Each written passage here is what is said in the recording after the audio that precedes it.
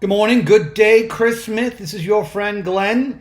It is Wednesday, the 17th of February. I am checking in with you, and I've decided to start a little time called Bible Time with my friend Chris Smith and his friends.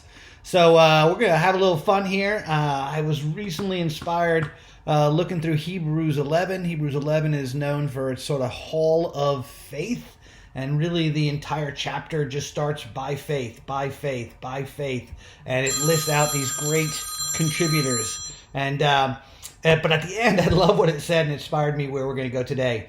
And what more shall I say? Like the author, after writing all 31 verses of by faith, Abraham, by faith, Joseph, by faith, Isaac. I do not have time to tell you about Gideon or Barak or Samson or Jephthah, about David or Samuel the prophets, who through faith conquered kingdoms, administered justice, and gained what was promised, who shut the mouth of lions, quenched the fury of the flames, and escaped the edge of the sword, whose weaknesses were turned to strengths, and who became powerful in battle and routed foreign armies.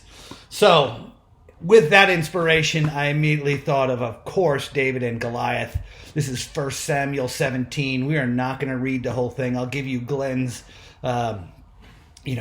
simplified version up front, so plenty of room for fault there and flaw. But ultimately, the Philistines are fighting the armies of Judah, of Israel, led by Saul, and they're each on mountaintops with this great valley between the two of them. And the Philistines sent forward this champion named Goliath. He's supposedly 6 cubits tall, which is nearly 10 feet tall. There's actually good historical basis for that height in that time, in that genealogy. But, it talks about the headgear he was wearing, the thousands of pounds of armor he was carrying, the size of his javelin and the sword he was carrying.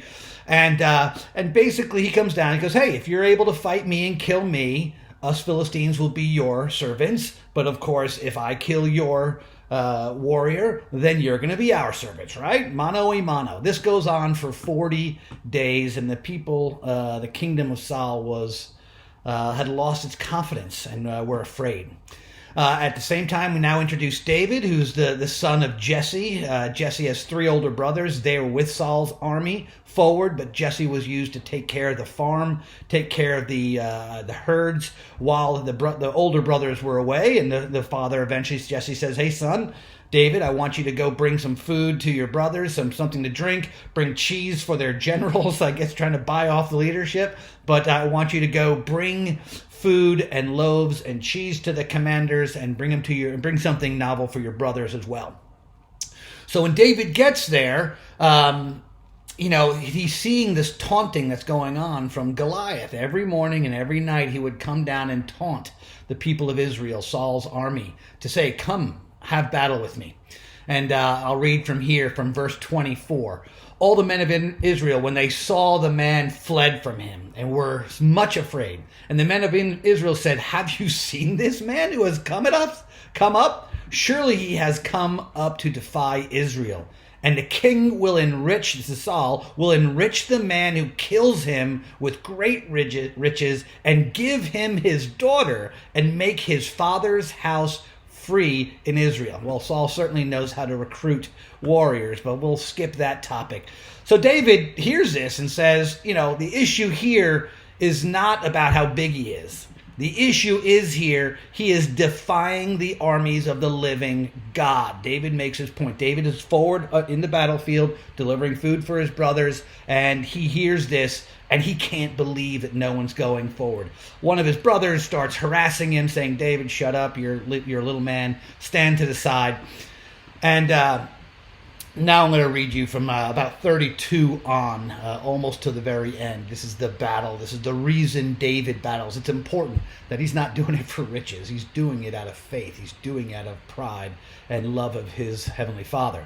And David said to Saul, this is the youngest boy of Jesse, saying to Saul the general, let no man's heart fail because of him. Your servant will go and fight the Philistines. So David is volunteering. And Saul said to David, you are not able to go against this Philistine to fight with him, for you are but a youth, and he has been a man of war from his youth.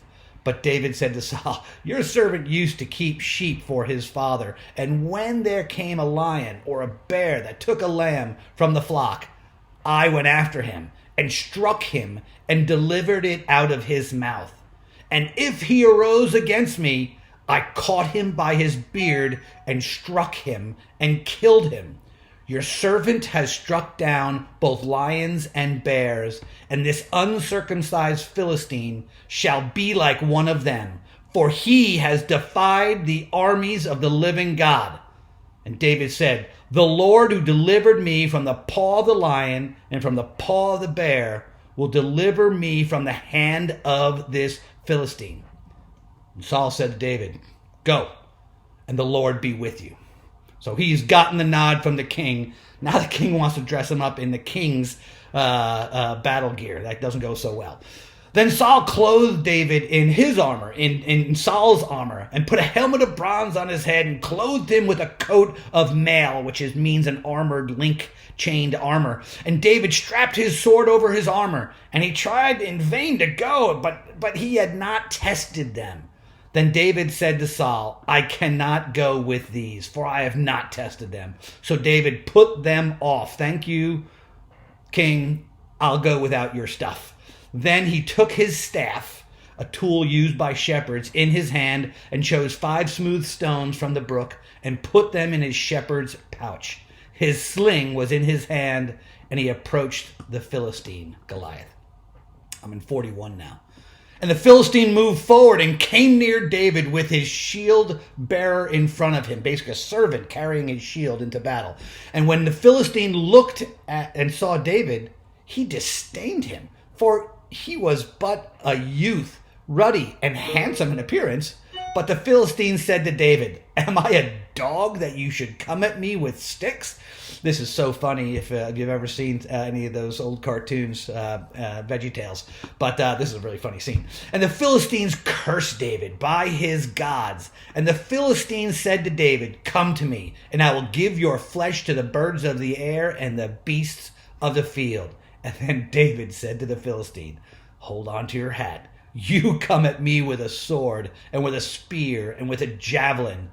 But I come to you in the name of the Lord of hosts, the God of the armies of Israel, whom you have defied. This day the Lord will deliver you into my hand, and I will strike you down, cut off your head, and I will give the dead bodies of the host of the Philistines this day to the birds of the air and to the wild beasts of the earth, that all the earth may know that there is a God of Israel, and that all the assembly may know that the Lord saves not with the sword and spear. For the battle is the Lord's, and he will give you into my hand. There is no doubt what David's motivation and confidence is coming from. When the Philistines arose and came and drew near to David, David ran quickly toward the battle line to meet the Philistine. And David put his hand into his bag and took out a stone and slung it and struck the Philistine in the forehead. The stone sank into his forehead, and he fell on his face to the ground. So David prevailed over the Philistine with a sling and with a stone, and struck the Philistine and killed him.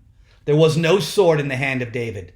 Then David ran and stood over the Philistine and took his sword and drew it out of its sheath and killed him and cut off his head with it. When the Philistines saw that their champion was dead, they fled.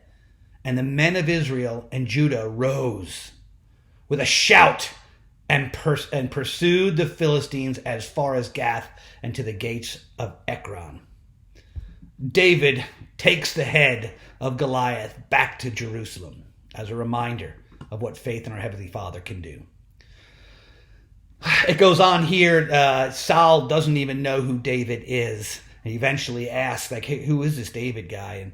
And of course, David answers, I am the son of your servant Jesse, the Bethlehemite. Of course, Bethlehemite means he's from Bethlehem. And of course, Jesus is in the family line of David from Bethlehem. all the way back to Abraham.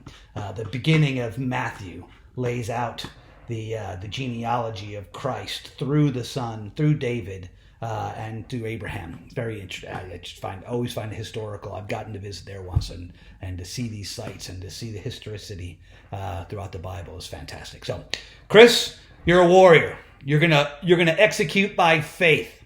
Your job. Big deep breaths. Wake up. Brother, I can't wait to see you. I can't wait to talk to you. I look forward to each morning sort of prepping, learning, seeing what I'm going to learn today. Now, I don't want to hear anything that your sickness helped me with my faith, all right? I don't want to hear any story that you did it just so I would dig in deeper into the Bible, and I've needed to do so for a while. But I am thankful that I'm getting to do this with you, for you, to you, whichever that might be. I don't care. Look forward to seeing you, brother. Godspeed.